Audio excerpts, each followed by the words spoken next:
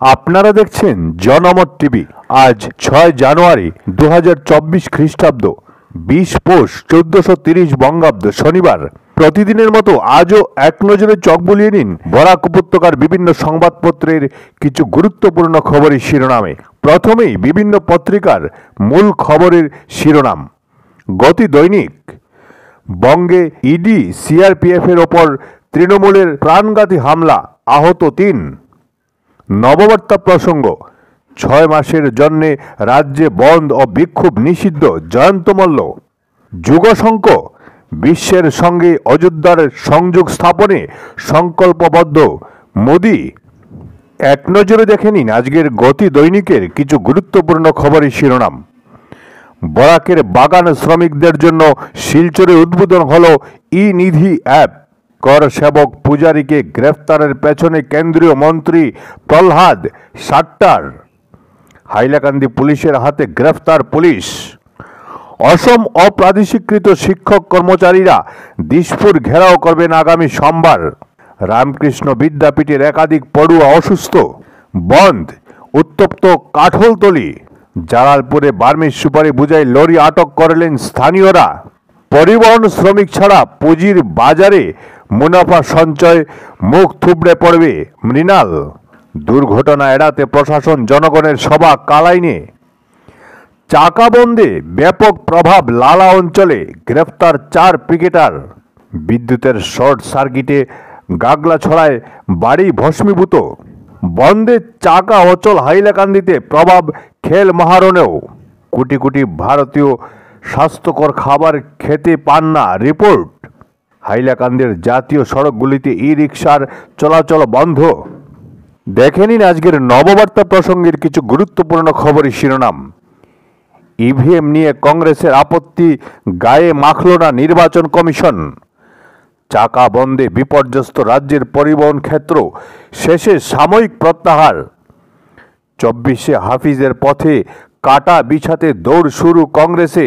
হাইলাকান্দিতে শুভারম্ভ 40তম রবীন্দ্র মেলার। গাড়ি চালক সংস্থার বন্ধে ব্যাপক প্রভাব লালায়। বরাকে প্রথম দিব্যাঙ্গ কনফারেন্স শিলচরে, থাকছে চাকরি, আয়ুষ্মান সহ বিভিন্ন সুযোগ। শাহী ঈদগাহ মসজিদ চত্বরকে শ্রীকৃষ্ণ জন্মভূমি ঘোষণার আর্জি, মামলা খারিজ সুপ্রিম কোর্টে।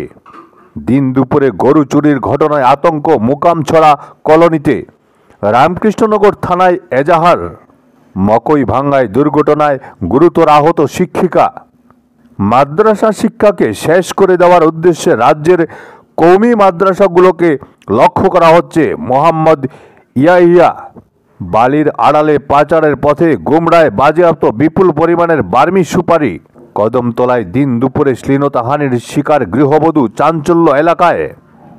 রাহুলের ভারত জোড়ো ন্যায় যাত্রায় কংগ্রেস পাশে চাইলেও বিরূপ তৃণমূল। লোকসভা ভোট কাল থেকেই রাজ্য সফরে জাতীয় নির্বাচন কমিশন। এক নজরে দেখে নিন আজকের যুগশঙ্কের কিছু গুরুত্বপূর্ণ খবরের শিরোনাম।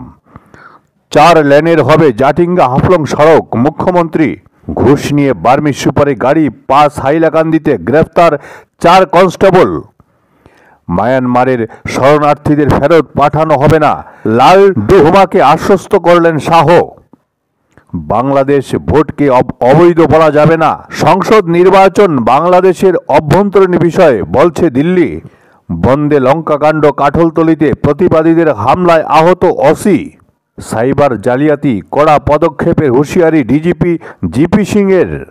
অবৈধ দখল মুক্ত করতে কালাইন বাজারে চলবে প্রশাসনের বুলডোজার। সরকারি জমি দখল করে চুটিয়ে ব্যবসা শহর জুড়ে নির্বিকার জেলা প্রশাসন। চাকা বন্ধে হাইলাকান্দিতে ব্যাপক প্রভাব।